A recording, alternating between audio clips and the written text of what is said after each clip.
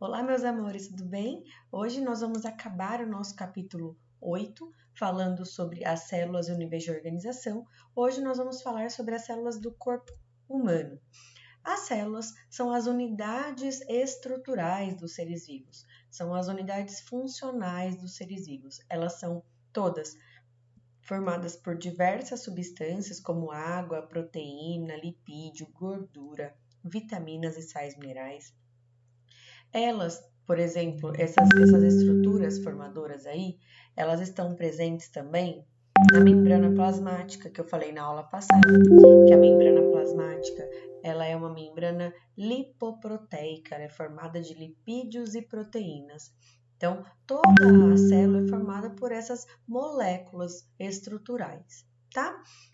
Nossas células, elas possuem as organelas, como a gente tinha falado na aula passada. Essas organelas, elas desempenham funções específicas dentro da célula. E essas células, então, são unidades vivas, né? Graças ao funcionamento dessas organelas. Por isso que as células se nutrem, crescem e se reproduzem, se duplicam, né? Porque elas são unidades de vida, tá?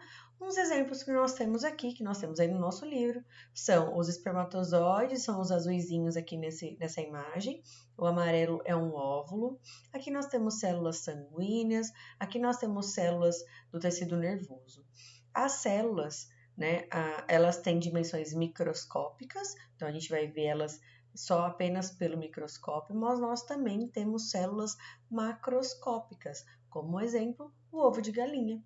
O ovo de galinha, ele é considerado uma única célula. Que coisa maluca, né? Além disso, eu trouxe para vocês aqui também mais exemplos de células do corpo humano. Então, nós temos células musculares, células sanguíneas, células nervosas, cardíacas, do fígado, do intestino. Aqui seriam células tronco, tá? Que são as células que se transformam em qualquer célula do nosso corpo. Essas células estão sendo demonstradas aqui para que vocês tenham na cabeça de vocês que as células possuem funções específicas. Cada célula tem a sua função. Por exemplo, a célula do intestino, ela não vai conseguir trabalhar se ela estiver no músculo. A célula do músculo não vai conseguir cumprir a função dela se ela estiver no fígado e assim por diante, tá? Então, as células, elas têm funções específicas. Por isso que a gente tem as células tronco hoje como uma esperança, porque elas podem sim, elas têm capacidade de se transformar em qualquer célula do nosso corpo. Só que ainda é muito difícil fazer isso em laboratório. Então, as células do nosso corpo, elas são muito específicas, cada uma tem a sua função, cada uma tem o seu trabalho, cada uma é importante em um local do nosso corpo. Todas têm basicamente as mesmas estruturas funcionais, umas com mais, outras com menos, de acordo com a sua função. Por exemplo, a mitocôndria, que a gente falou que é uma organela que dá energia para as células, energia para o nosso corpo. Qual célula você acha que precisa de mais mitocôndrias? A célula muscular ou a célula do intestino? Qual célula precisa aí de mais energia?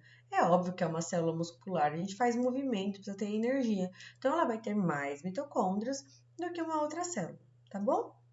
Então, é só para que vocês saibam disso, que as células do corpo humano, elas são todas diferentezinhas, porque cada uma tem uma função específica. Sobre níveis de organização, a gente já falou sobre isso e vamos reforçar. Um conjunto de células forma um tecido, um conjunto de tecidos forma um órgão, um conjunto de órgãos forma um sistema, um conjunto de sistemas forma um organismo. Nessa imagem aí, a gente tem a demonstração dos níveis de organização do nosso sistema cardiovascular. Então, nós temos aqui uma célula cardíaca, formando um tecido cardíaco, formando o coração, formando o sistema cardiovascular, que junto com os outros sistemas formam um organismo, ok?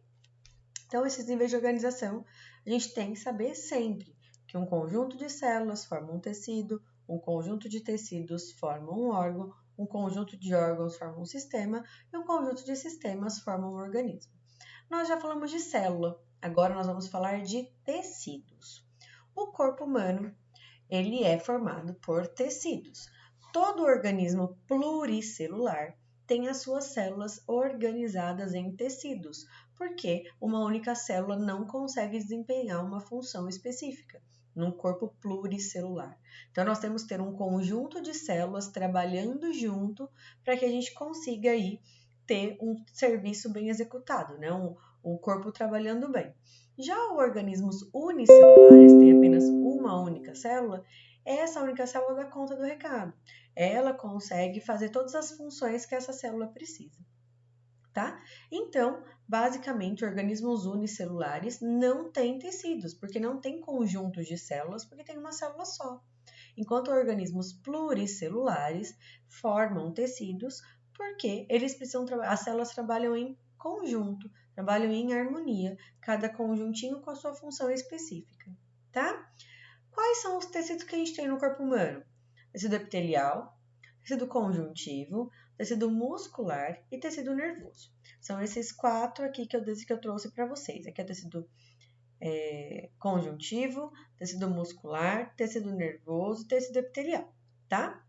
Vamos falar sobre cada um deles. O tecido epitelial, ele é um tecido de revestimento, é a nossa famosa epiderme, a nossa epiderme faz parte do tecido epitelial, é a nossa pele. Todo tecido de revestimento, tanto externo quanto interno do nosso corpo. Tem função de proteção, revestimento e até mesmo de produção de substâncias, como por exemplo as glândulas salivares, sudoríparas, mamárias e outras glândulas. Eles são encontrados então na parte externa de revestimento de pele e mucosas e na parte interna através dos órgãos, revestindo aí órgãos como o intestino, o coração, o estômago e os pulmões, tá? Nós temos esses exemplos aqui de tecido epitelial, vocês não precisam saber esses nomes por enquanto, tá? Mas só para que vocês saibam que existem vários tipos de tecido epitelial, tipos de revestimentos, tá? Então, o tecido epitelial é um tecido de revestimento. O tecido conjuntivo, ele é um tecido de sustentação e preenchimento. É nele que nós vamos ter vasos sanguíneos, é nele que nós vamos ter as terminações nervosas, os receptores nervosos, receptores sensitivos, é nele. Então, ele vai ter como função básica sustentar todo o tecido epitelial também, proteger, preencher e distribuir substâncias. O que é essa proteção? Proteção térmica e proteção contra choques mecânicos, tá?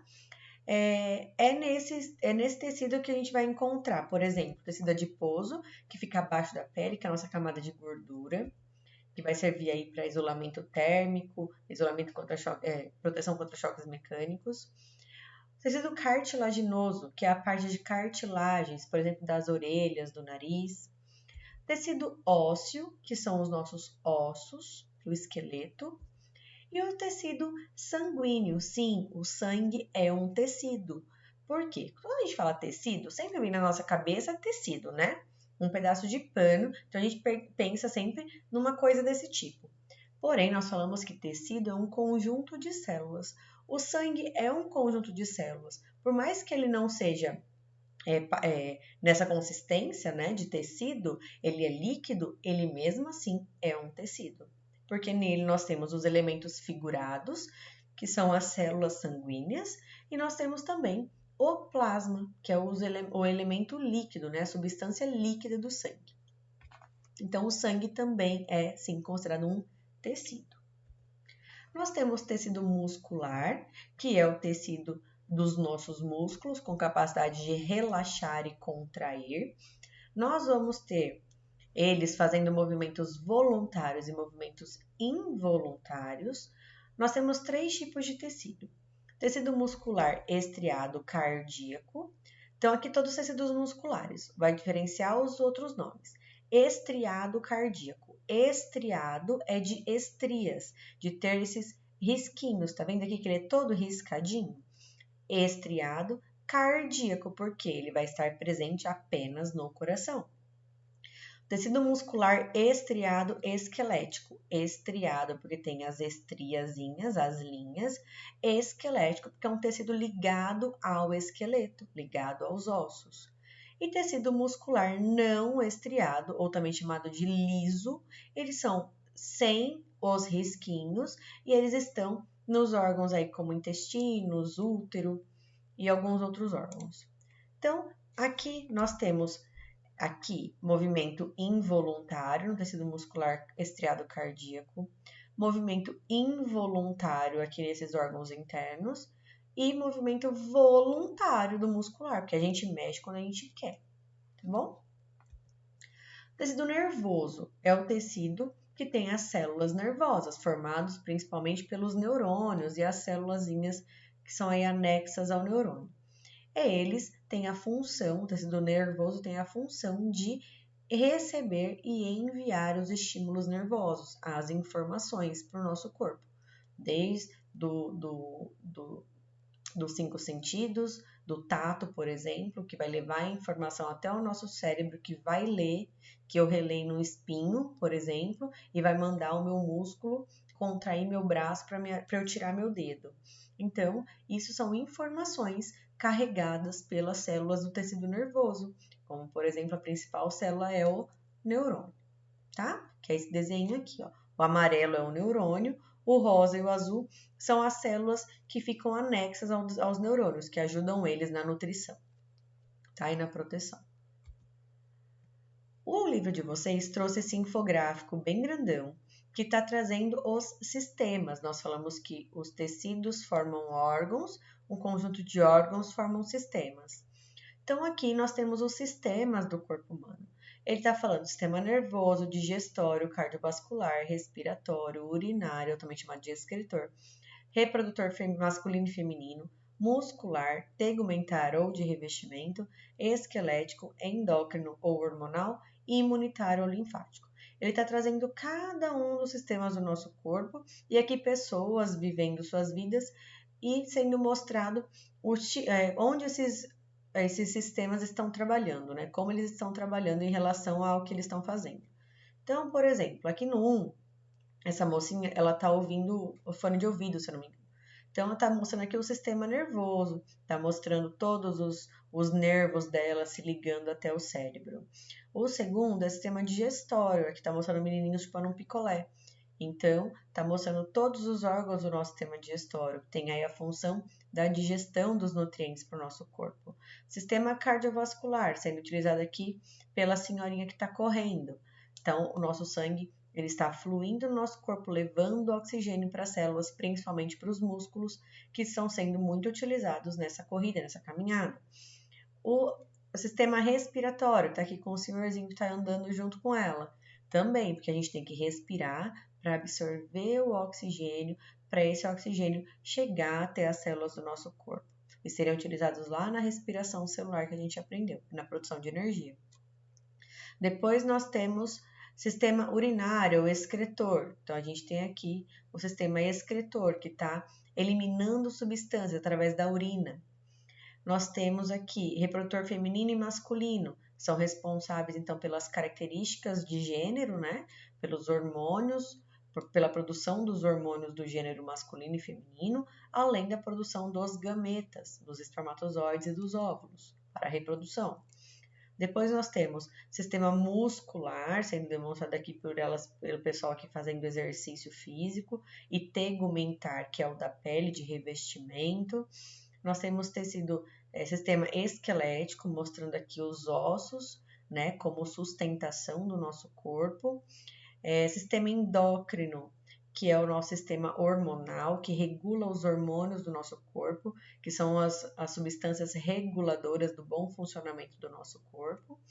E o sistema imunitário ou linfático, que é o nosso sistema imune, que é tão falado hoje em dia por causa do coronavírus, que ele tem que estar bem forte para que a gente consiga aí combater as doenças. Então, sobre sistemas, vocês não vão entrar a fundo agora em cada um dos sistemas, a gente vai ver isso ao longo dos anos do ensino fundamental, mas para que vocês já saibam que todos esses sistemas em conjunto formam um organismo, ok?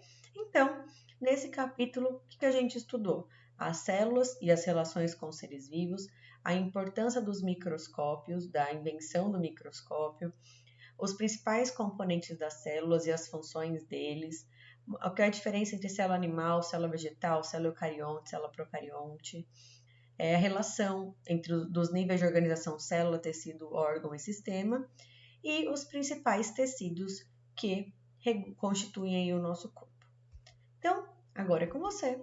Leiam o capítulo do livro, façam os exercícios e fiquem em casa para que a gente consiga voltar aí o quanto antes para a escola. Um beijo e até a próxima!